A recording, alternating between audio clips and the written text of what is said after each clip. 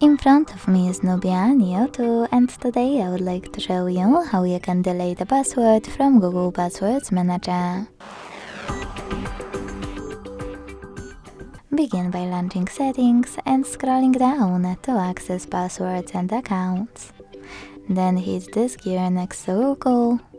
Tap on Google Password Manager and select the password that you wish to delete by clicking on it. Now you need to enter your screen lock. Hit the Delete button next to Edit one and confirm your choice in the pop-up. Thanks so much for watching. If you enjoyed this video, leave a like, comment and subscribe.